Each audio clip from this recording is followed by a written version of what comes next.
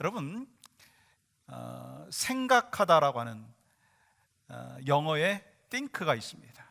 그런데 감사라고 하는 단어는요, thank입니다. 어원이 같아요.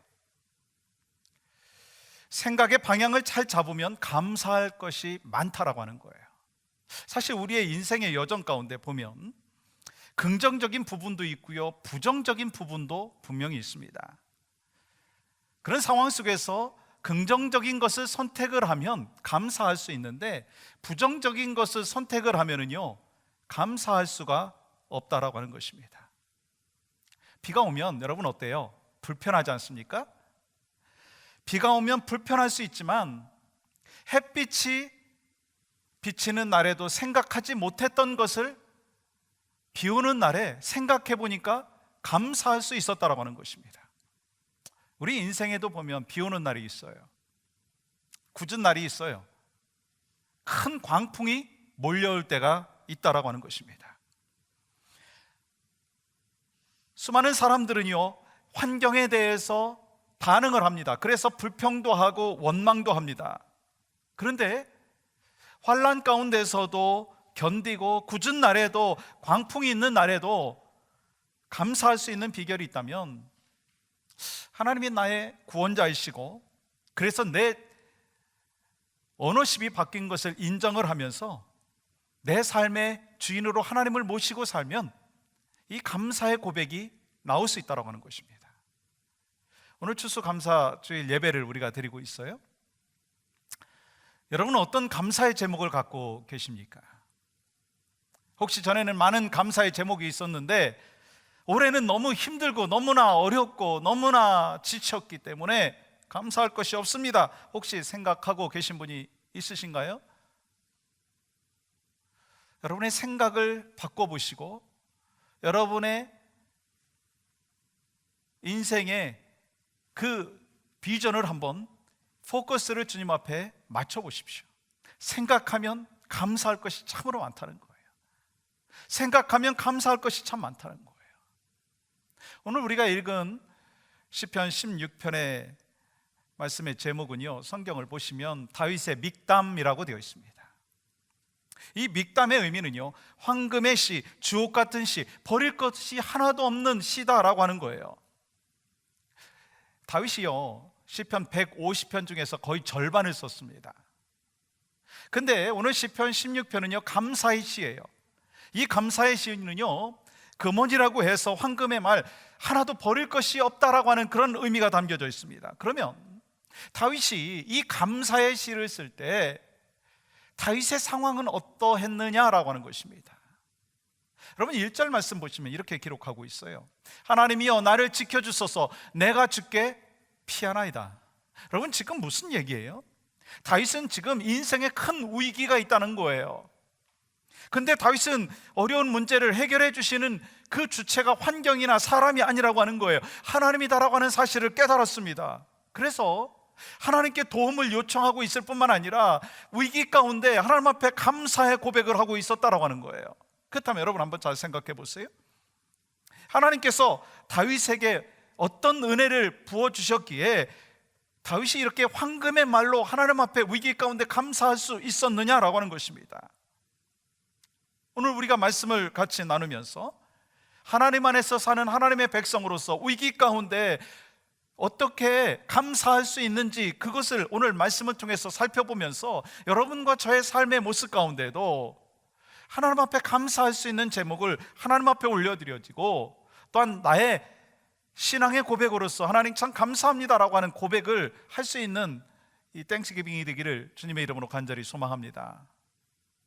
여러분, 이 다윗은 위기 가운데 어떻게 감사할 수 있었느냐면 나의 하나님으로 인해 감사하다라고 하는 고백을 하고 있어요. 나의 하나님으로 인해서 감사한다는 거예요. 2절 보십시오. 내가 여호와께 아뢰되 주는 나의 주님이시오니 주밖에는 나의 복이 없다라고 하는 거예요.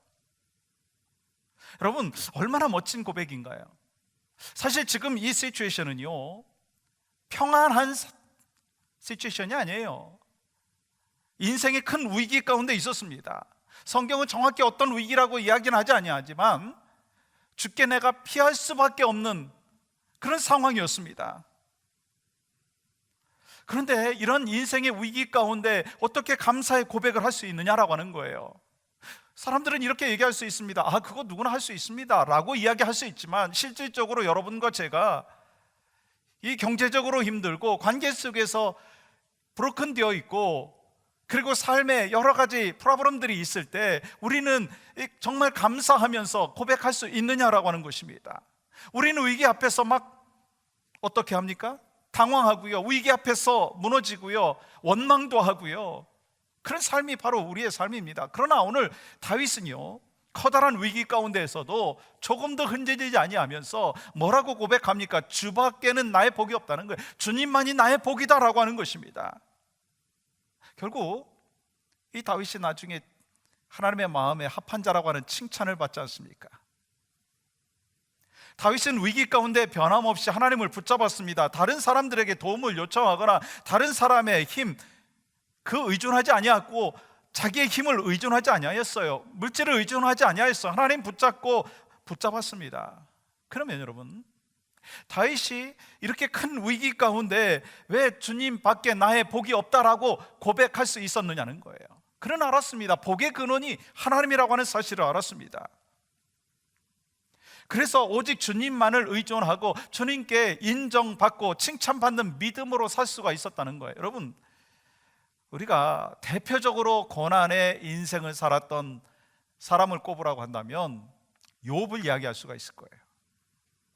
그는 인생의 위기 가운데 어떤 고백을 합니까? 주신이도 여호와시오 거두신이도 여호와시오니 여호와의 이름이 찬송을 받으실지니이다 하고, 이 모든 일에 욥이 범죄하지 아니하고 하나님을 향하여 원망하지 아니하였다라고 기록하고 있어요. 이어지는요, 욥기 2장 10절 말씀 보면 우리가 하나님께 복을 받았은즉 화도 받지 아니하겠느냐라고 말씀하고 있어요. 여러분, 이러한 신앙의 고백이 바로 우리에게 있어야 되지 않느냐는 거예요.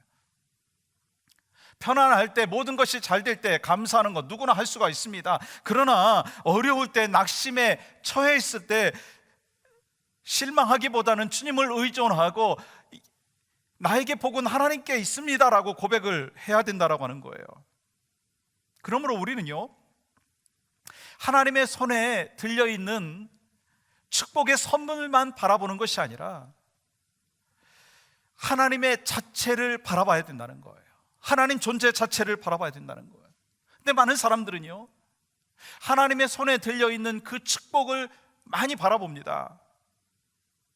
그래서 하나님은요, 나에게 물질을 주시는 분이고, 하나님은 나에게 건강을 주시는 분이고, 하나님은 나에게 평안을 주시는 분이시다라고 하면서, 하나님, 지금 내가 당장 하나님의 손에 들려있는 그 선물을 받기를 원합니다. 지금 내가 필요하니까 하나님 그 선물 주세요 라고 그 선물에 대해서 포커스 맞추고 있는 것이 우리의 삶 가운데 얼마나 많으냐라고 하는 것입니다. 그런데 하나님은요, 하나님 자체만으로도 영광을 받으시기에 합당하신 분이라는 거예요.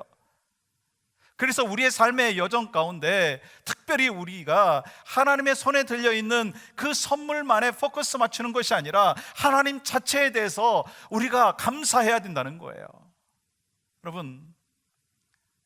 여러분이 출장 갔다가 집에 돌아왔어요. 선물을 아이들을 위해서 준비해 왔습니다. 근데 아이들이 아빠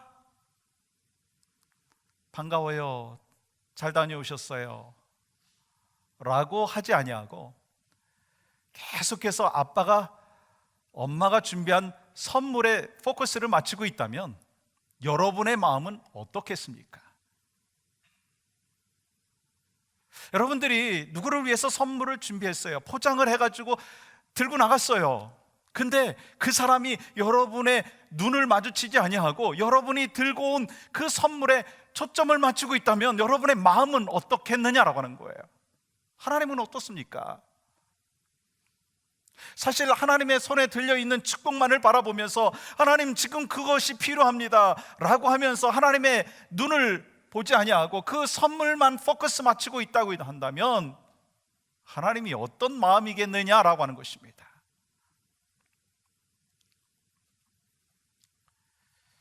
사랑하는 성도 여러분, 여러분의 인생의 초점이 어디에 있습니까? 하나님의 자녀인 우리는요, 내 삶의 근원이 하나님이다라고 하는 것을 분명히 깨달아야 된다는 거예요. 하나님께서 나를 창조하시고 구원하여 주셔서 내가 이 자리에 있는 것이고, 하나님으로 인해서 내가 예배할 수 있는 것입니다. 그러므로 내게 아무것도 없어도 주님 한 분만으로 만족합니다라고 하는 믿음의 고백이 다윗의 고백이었는데, 이 고백이 여러분과 저의 고백이 되기를 간절히 소망합니다. 그리고 우리가 하나님이 나의 복이라고 고백한다면, 때로 한 손에 선물도 주시지만 때로 우리 삶의 과정 가운데 고난도 주시는 것을 달게 받아야 된다는 거예요. 왜냐하면 고난도 하나님께서 우리를 사랑하셔서 그 인생의 그 고난 속에서 성숙하게 하시고 또한 훈련시키면서 더 값진 선물을 주시기 위한 과정이라고 하는 것입니다. 다윗이 그것을 깨달았습니다. 하나님은 나에게 한 손에 선물도 주시고 고난도 주셔서 나를 성숙해 하시는 하나님인 것을 깨달았다라고 하는 거예요. 여러분, 오늘 우리가 추수감사 예배를 드리고 있는데 하나님 한 분만으로 나는 만족합니다, 그 고백을 하고 있습니까? 때로 하나님께서 나에게 축복의 선물도 주시지만 때로 고난의 그 삶의 모습을 허락하여 주심에 대하여서 감사하고 있느냐라고 하는 것입니다. 제가 이 추수감사 주일 예배를 준비하고 말씀을 준비하는 가운데 참 감사한 일이 있었어요. 우리 교회 성도들 가운데 이 감사한 일, 형편이 좋아진 일에 대해서 감사하는 성도들이 많더라고요. 근데 그건 뭐 당연한 거 아니겠어요? 근데 참 인생의 고난의 모습 가운데에서도 하나님 앞에 감사하는 분이 있다는 거예요. 그분이 저한테 카톡으로 편지를 보냈어요. 어찌 보면 그분의 인생이 내년에 땡스기빙을 맞이할 수 있을지 없을지도 모르는 그런 육신의 아픔이 있는 분이에요. 그분이 저한테 편지를 보냈습니다. 내용은 이렇습니다. 감사합니다. 목사님과 많은 성도님들의 따뜻하고 끊임없는 기도 속에 제가 주님의 더할 수 없는 은혜로 덤 보너스의 삶을 지내고 있습니다. 덤 보너스의 삶은 얼마나 모든 것을 감사하게 하는지요. 한국에서 살던 오래전에 시장에서 밥 몇 톨, 고기 몇 점을 덤으로 받았던 기분과는 비교할 수 없는 온 마음에 늘 평화와 기쁨이 넘치는 특별한 덤의 인생, 보너스의 인생입니다.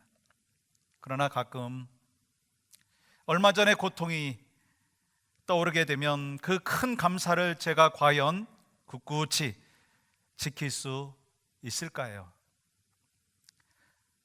이러한 쓸데없는 걱정도 가끔은 합니다. 그러나 내일 일은 내일 걱정하리라. 내일 일은 내일 걱정하리라.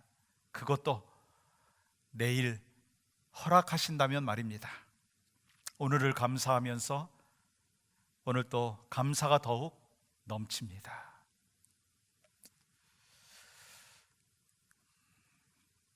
우리는 하나님이 나의 하나님이라고 하는 사실을 기억하면, 하나님께서 복의 근원이시다라고 하는 것을 잊지 않고 있다면, 그러면서 때로 하나님께서 축복의 선물도 주시지만 때로 고난의 삶의 모습도 허락하신다라고 하는 사실을 깨달음으로 오직 나의 삶을 책임져 주시는 분은, 내 주인은 하나님이십니다. 그 고백을 할 때 참된 감사가 여러분과 저에게 있게 되어지는 줄 믿습니다. 또한 이 다윗은요, 하나님 한 분이 이 복의 근원이신 것을 고백할 뿐만 아니라 나의 하나님의 그 삶의 그 인생의 그 축복을 경험하고 있을 뿐만 아니라 성도들을 주신 것에 대해서 감사했다는 거예요. 다윗은 위기 가운데 주변에 있는 성도들이 존귀한 자다라고 하는 것을 고백을 하면서 그들을 통하여 내가 즐거움이 있다라고 하는 것을 이야기합니다. 3절 한번 보세요. 같이 한번 읽어볼까요? 시작. 땅에 있는 성도들은 존귀한 자들이니 나의 모든 즐거움이 그들에게 있도다. 여러분, 사랑과의 관계에서 이 좋은 관계를 만들기 위한 가장 좋은 방법이 있는데 그게 뭔지 아세요? 그 사람의 자녀들을 칭찬하는 거예요. 그 사람의 자녀를 막 칭찬하면은요, 관계가 막 좋아지는 거예요. 그러면 반대로 난 저 사람하고 관계를 좀 깨고 싶다, 뭐 그런 경우는 거의 없겠죠. 정말 저 사람하고 관계가 좋아지지 않기 위한 방법, 아주 쉬운 방법이 있는데 그게 뭔지 아세요? 그것은 그 사람의 자녀에 대하여서 책망을 하고 무시하고, 그리고 그 아이에 대해서 단점만 얘기하는 거예요. 여러분, 그렇기 때문에 하나님 아버지의 입장에서 최고의 기쁨이고 행복이 뭔지 아세요? 성도들끼리 서로 귀하게 여기는 것입니다. 왜냐하면 성도는 하나님의 형상을 가진 하나님의 자녀들이기 때문인 것입니다. 아무리 가진 것이 없는 성도라 한다 할지라도, 아무리 못 배운 성도라 한다 할지라도, 아무리 승질이 나쁜 성도라 한다 할지라도, 아무리 믿음이 좋지 않은 성도라 한다 할지라도 그 사람은 하나님의 자녀라는 거예요. 그래서 다윗은 성도를 귀하게 여긴 것입니다. 여러분은 어떠신가요? 여러분 주변에 있는 성도들을 어떻게 대하고 계십니까? 그들을 귀하게 여기고 계십니까? 아니면 업신여기십니까? 그들의 성품이 내 마음에 안 들어도요, 하나님께서는요 그를 구원하기 위하여 십자가에 못 박혀 돌아가셨다라고 하는 사실을 기억하시기를 바랍니다. 그렇기 때문에 예수님을 구주로 믿은 그 구원받은 성도들이 내 마음에 들지 않는다 할지라도 하나님의 자녀이기 때문에 존귀하게 대해야 된다라고 하는 것을 말씀하는 거예요. 왜냐하면 세상 부모도요 자기 자식을 업신여긴다면 막 싫어하잖아요. 근데 하나님 아버지께서 자신들의 자녀를 무시하고 업신여긴다고 하면 하나님이 좋으시겠어요? 그래서 성도들끼리 서로 존귀하게 여겨야 된다라고 하는 것입니다. 여러분, 왜 성도를 귀하게 여겨야 됩니까? 성도가 완전하기 때문에, 완벽하기 때문인가요? 아니에요. 하나님께서는요 그 한 사람을 위하여 십자가에서 고난을 받으셨다라고 하는 거예요. 그가 잘났든 그가 뭐 못났든, 그 사람이 내 마음에 들든 그렇지 않든 하나님의 자녀라는 거예요. 그리고 그는 하나님이 쓰시는 사람이라는 거예요. 그렇기 때문에 존귀한 자라는 거예요. 그리고 그 사람은요 하나님의 사람으로 계속해서 만들어갈 사람이기 때문인 것입니다. 여러분, 이 세상에 완벽한 사람이 어디 있어요? 다 불완전해요. 다 미성숙한 부분들이 많습니다. 그러나 옆에 있는 성도들에게 우리가 귀하게 여길 수 있는 근거가 있다면, 그들을 귀하게 여겨야 되는 근거가 있다면 그건 하나님의 뜻이고요, 그 사람은요 이 하나님의 자녀이기 때문인 것입니다. 여러분, 다윗의 일생에 얼마나 많은 위기가 있었습니까? 다윗은요 사울이 쫓아오는 그 시간 동안 10년이라고 하는 세월 동안 쫓김을 받았어요. 다윗은 아들 압살롬이요 반란을 일으켰어요. 이 사울의 친척 시므이는요 다윗의 저주까지 했습니다. 그러나 다윗은요 모든 백성들을 존귀한 자라고 고백했습니다. 그에게 충성하는 사람이 있었잖아요, 왕이니까. 그런데 반대편에서 그를 힘들게 하는 사람도 있었습니다. 그런데 그는요 모든 사람이 존귀하다라고 고백을 하고 있어요. 왜일까요? 가시 같은 사람 때문에 더 하나님 바라봤고요, 가시 같은 사람 때문에 하나님 앞에 더 의지함이 있었고요, 가시 같은 사람 때문에 하나님 앞에 더 무릎 꿇을 수 있었다라고 하는 것입니다. 그러면서 다윗은 인격이 다듬어졌고요, 성장했고요, 성숙할 수 있었습니다.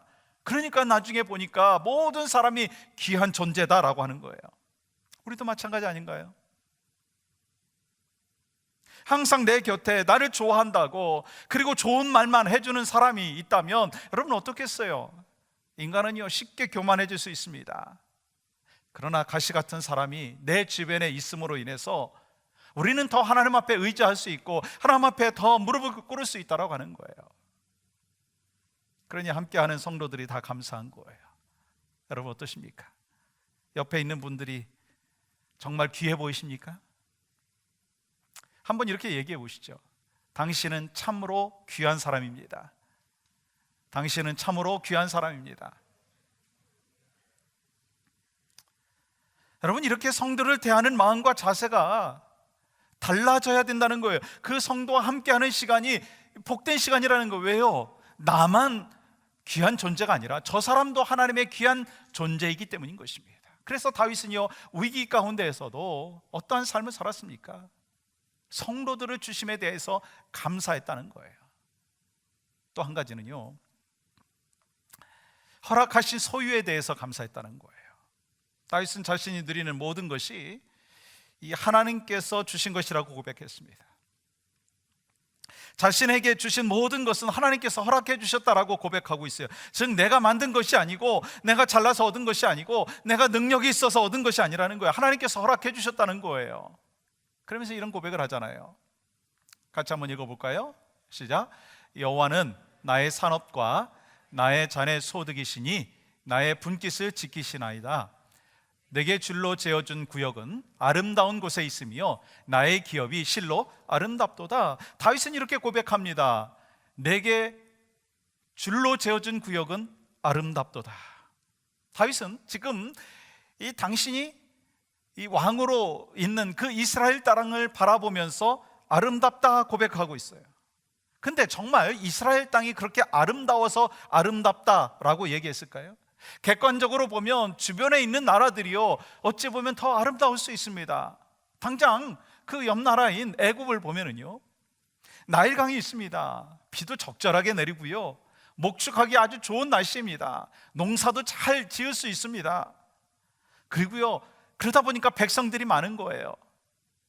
뿐만 아니라 이 군인들도 많고 무기도 강력한 무기를 갖고 있는 그러한 모습이 보였습니다. 객관적으로 보면은요, 이집트는 이 애굽은요 부러울 수밖에 없었습니다. 그러면 지중해 주변에 있는 나라들은 어떤가요? 해상 무역을 통해 가지고요 수입을 많이 걷어들였습니다. 세금도 많이 걷어들일 수 있었습니다. 그리고 지중해성 기후로 인해서 이 과일들은요 풍성했어요. 맛난 과일들을 마음껏 먹을 수 있었습니다. 부자였습니다. 그래서 사람들은 잘 먹고 잘 살았어요. 그러나 다윗의 나라 이스라엘은요, 농사 짓기 전에 반드시 이른 비가 내려야만이 씨앗을 뿌릴 수가 있었어요.